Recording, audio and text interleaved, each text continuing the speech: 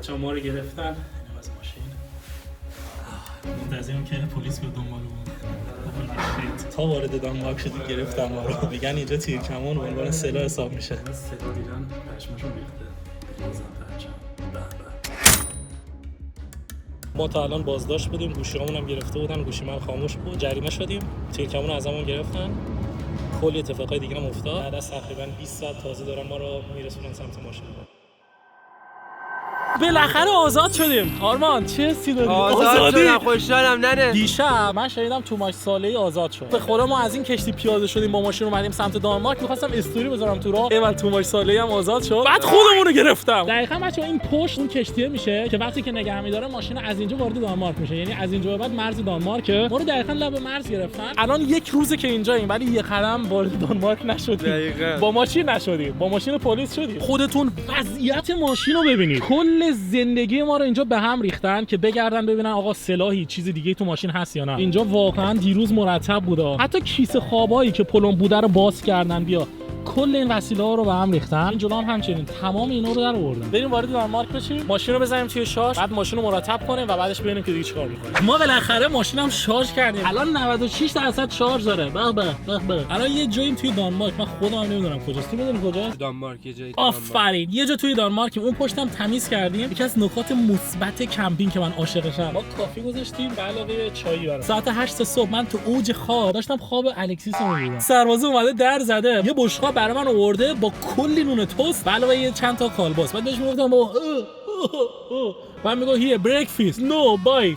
میگفت نمیخواستم، واقعا گشنم نبود، نمیخواستم فقط بخوابم برم بخوابم. برای منم یه دونه شیر آورد، چند تا نون توست آورد. شیرم آورد برای منم. توی آلمان یه قانونی هست که تیرکمون جزو سلاح حساب نمیشه. تیرکمون جزو یه وسیله ورزشیه. باش میری ورزش میکنی، میزنی به هدف، تمام شد رفت. شما اجازه دارید تیرکمون رو توی آلمان، توی شهر، توی پارک، همه جا همراه خودتون ببرید. حالا به غیر از مدرسه اینا جای خود داره. قشنگ از تیرکمون استفاده کنید و برای خودتون تیراندازی کنید. هیچ اشکالی نداره. منم بارها پلیس اومده رد شده، حتی بهم گفته چه تیرکمون قشنگی. یه کروسبو همراه خودمون بود که از آلمان برده بودیم به سمت دانمارک. به علاوه 2 تا چاقو. که این چاقو هم چاقوی شکاری نبودن. 2 تا چاقو بودن که واقعا برای بیرونن و چه میدونم باهاشون مثلا بزنی چوب خورد کنی. آفرین، هندونه خورد کنی. باهاش کار شکاری هم میشد انجام داد، ولی چاقو شکاری نبود. چون که چاقو شکاری معمولا نازک‌تره. سایز چاقوی من 11 سانت بود و توی آلمان یه قانونی هست که چاقو زیر 12 سانت میتونی استفاده کنی، هیچ مشکلی نداره، میتونی همراه خود ببری بیرون. توی دانمارک هم همینه. توی دانمارک هم زیر 12 سانت میتونی ببری بیرون. برای کارهای مثل ماهیگیری، فیلم برداری، برای اینجور کارا میتونی استفاده کنی. هدف ما ماهیگیری بود. مثلا با اون چاقو نرفتیم تو کشتی، چاقو تو ماشین بود. بعد آقا وارد دانمارک شدیم، مأمور خیلی دوست داشت ما گیر بده. حالا قیافه غلط انداز بود. آره با بعد آرمانم بچا گوش شکسته. 2 تا پسر اینجا نشستن، منم کاپشن کمپینگم همراهم بود. معمولا کسایی که اینجا تسلا سوار میشن، تسلا توی دانمارک ماشین خیلی گرونه. نمیگم ماشین خوبه، میگم فقط گرونه. معمولا کسایی که تسلا سوار میشن پیرهن تنشونه، خوشگل، مامانی، اینجوری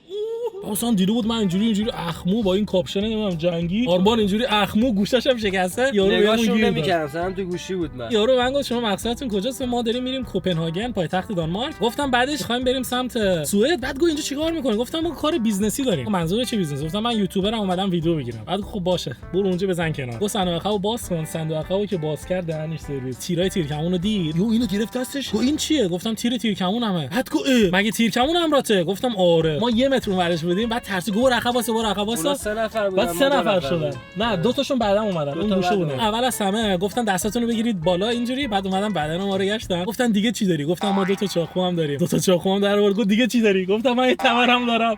تبر در آورد. گفت دیگه چی داری؟ گفتم ارم داریم. ارم در آورد. گفت همین. گفتم نه این تیرکمونا تیراش هم بعضیشون کف ماشینه. بعد گفت خب همین دیگه چیز دیگه نداری؟ نه گفتم چرا، یه چاقو کوچیکم داریم ولی دیگه همینه. اون یکی چاقو هم بهش دادیم. یارو نگام کرد گفت این خیلی بده. گفتم چرا؟ گفت تیرکمون اینجا جزو سلاح حساب میشه. گفتم بابا تو آلمان یه وسیله برای ورزش ما اینا رو نمیدونستیم. کلی باشون چونه زدیم. گفت نه اینجوریه که جزء سلاح حساب میشه، هیچ کارش نمیشه کرد. ما بعد زنگ بزنیم پلیس. بعد گفتیم اوکی. زنگ زد به پلیس. پلیس هم اومد. بچا باورتون نمیشه. پلیس نمیدونست که این چاقویی که ما داریم مجاز هست یا نه. اومدن تمام چاقوها، تمام تیرا، تمام تیرکمونا رو برداشتن. عکس میگرفتن، هی زنگ میزنن به مرکز. یه نکته‌ای که خیلی جالبه، نمیدونستن جلوی ماشین صندوق داره. اینو من بهشون گفتم. داشبورد ماشینم نگشتن. نمیدونستن دستگیره نداره. دستگیره نداره دیگه. نگاه کن آقا با دکمه باز میشه. اینجوری بعد وقتی میبندیش اصلا انگار داشبورد نداره، خیلی صافه. ما خیلی باشون همکاری کردیم. پلیسا هم حق دارن، آقا ما اشتباه کردیم، مثلا من باید از قبل میخوندم که تیرکمون مجاز هست یا نه. ولی از اونجایی که تو خیلی از کشورهای اروپایی مثلا تیرکمون جزء وسیله ورزشی بود و ما قرار بود فقط از دانمارک رد بشیم، من خیلی ننشستم قانون رو در بیارم. باورت نمیشه ولی دیشب من سرچ کردم دانمارک، دقیقاً این کلمه‌ها رو سرچ کردم. مثلا گفتم قوانین تیرکمون توی دانمارک، حتی اون پایین نوشته بود که دانمارک جزو محدودترین کشورهای اروپایی که باهاش با تیرکمون میتونی شکار هم بکنی. وقتی که توی دانمارک با تیرکمون شکار هم میشه کرد، البته 100% مجوز میخواد ولی مجوز بهتون میدن. گفتم خب چرا باید مثلا ما تیرکمون تو صندوق عقبمون بهمون گیر بدن؟ شب نمیدونم ساعت تقریبا 1 یا 2 شب بود، پلیسا اومدن کل ماشین رو گشتن، تمام وسایل ما رو برداشتن، دستبند به ما زدن، ما رو بردن مرکز اصلی. 100 از اونجا فاصله داشت. توی مرکز اصلی ازمون 4 تا انگشت گرفتن. بازداشتگاهشون بچا یه دونه از این دوشکای معمولی داشت که جنسش هم چرم بود. بالشت هم نداشتن. شما بعد فقط با تیشرت و شلوار میرفتی داخل، هیچ چیز اجازه نداشتی ببری. کاپشن هم اجازه نداشتی.